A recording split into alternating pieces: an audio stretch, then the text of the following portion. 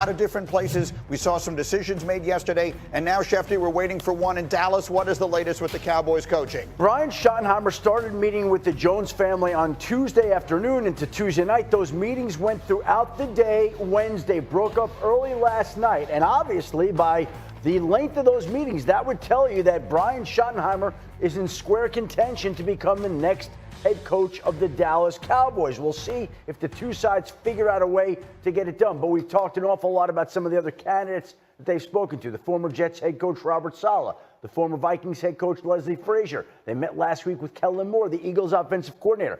But the focus the last 24, 48 hours has been on Brian Schottenheimer, who has a relationship with Dak Prescott, who has a history in this league, who once upon a time was the hot coordinator candidate and didn't take some of those interviews and then somehow lost the opportunity to go get a head coaching job. Now he may have the opportunity to get a head coaching job. He may be the guy in Dallas. We'll see what the Jones family decides to do next, but he clearly is in contention to become the next head coach. There was a moment in time when Deion Sanders' name was prominently mentioned, and people like you were not scoffing at it. I mean, Right. is that? I feel like that's quieted. It has quieted, and I think that they've focused in on the other candidates that they want to get to know better. They want to hear the ideas of what they think of how they would run things if they were the head coach. I think Jerry Jones knows that Deion Sanders is always there. Deion never committed to taking the job or not taking the job. Jerry Jones never committed to interview.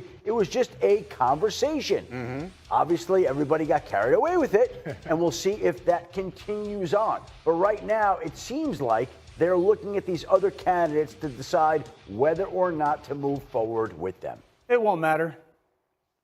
What does It that won't mean? matter. Because you're not going to win next year in Dallas. Dak Prescott's cap hit is $90 million. They'll do something with that, though, Jalen right? Hurts is 20. Right. Daniel Daniels is 8. Math is math. It won't matter. I look at this and it seems similar.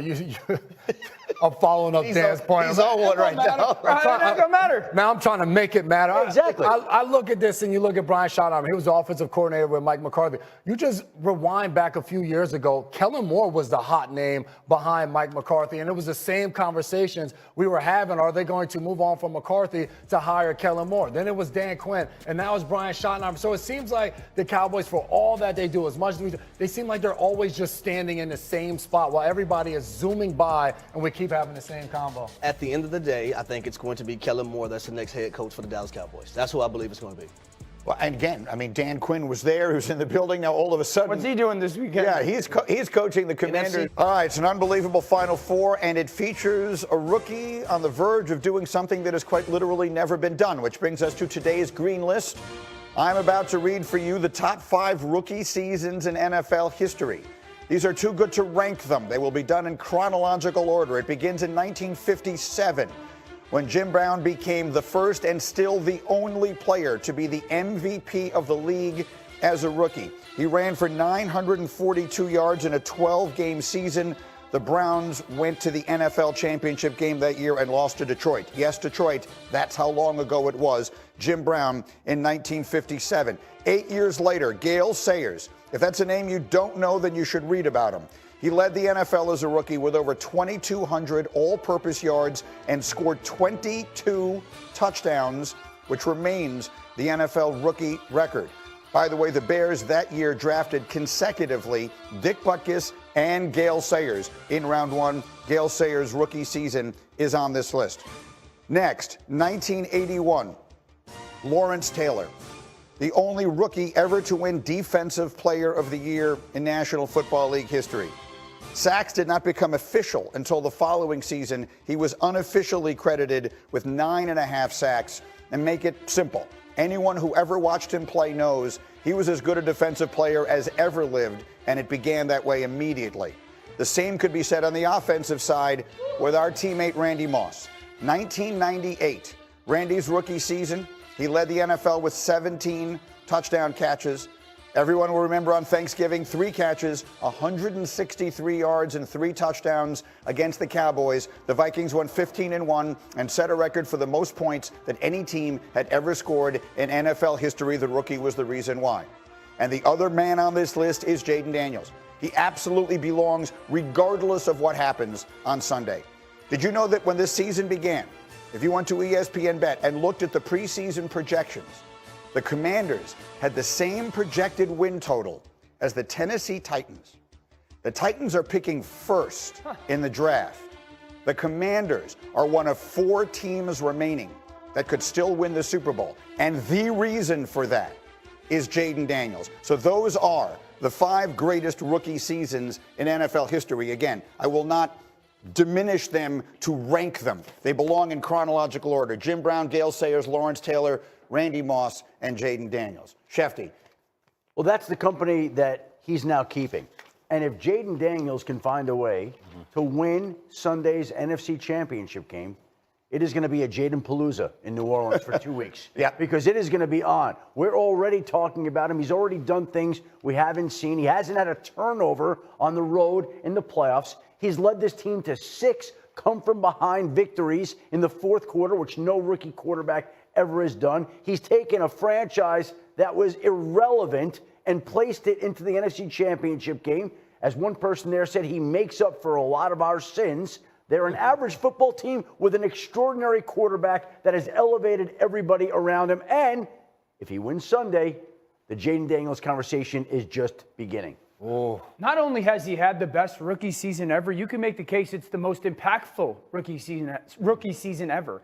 I mean, just the way that we have quickly viewed the organization, the way that he has elevated the football team, the way that now, I mean, this is a destination for a lot of guys in the next couple months. Like, I want to go play in Washington with this young man. Yeah. And I agree with Shefty. If they somehow go on the road to beat, in many ways, a rival, but a division foe who's got the best football team roster-wise in the NFL, this becomes a completely different conversation. We are automatically putting him in the groups with the Joe Burrows and the Josh Allens and the Lamar Jacksons and the Patrick Mahomes.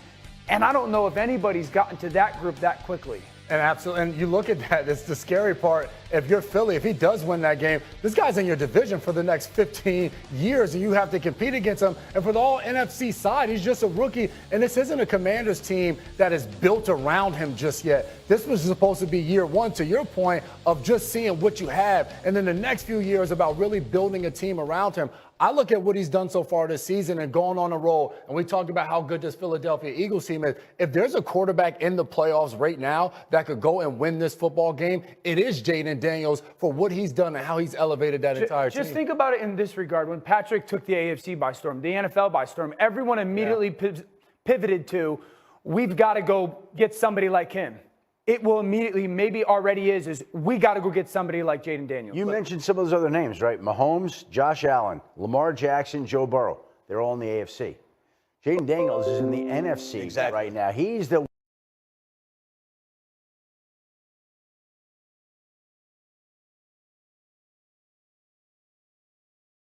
one great quarterback that we know.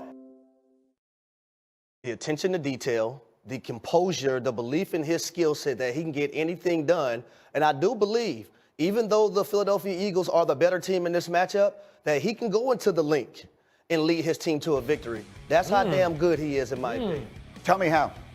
Well, number one, I think it's going to start with tempo, right? Being able to get the football out quickly, and the tempo allows them to be able to get to what they want to get to, do what they want to do. And out of all their plays they had this postseason, 58%, shout out to Himbo for that stat, they've gone no huddle.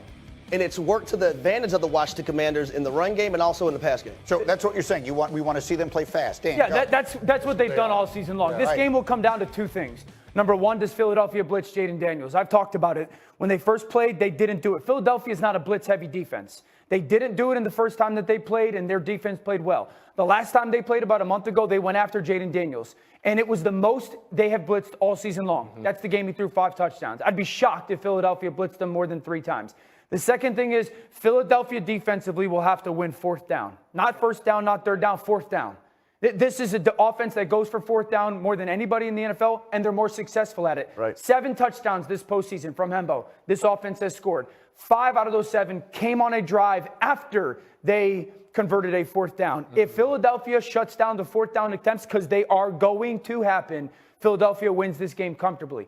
If they don't, we will have a ball game in the fourth I quarter. love that you brought up fourth downs. The last time these two teams played, a 4th and 11. J-Mac, as a defensive player, you're probably saying, we're getting the hell off the field. We're getting our offense the ball. But guess what? The legs of Jaden Daniels allowed him to pick up that 4th and 11 and keep that drive going. And they went This game will come down to that. And that's the challenge that he poses, because you talk about a 4th and 11. You talk about whether they're going to blitz. For a lot of teams, you get those opportunities. There's two thought processes. 4th and 11, we're going to stay back, play zone, and come up and tackle. Or the other side of it is send pressure at him, and all we have to do is make a tackle before we get up, before they get to the sticks. But the issue with Jaden Daniels, when they do that, the legs beat you. They've converted 6 fourth down plays this postseason alone. 6.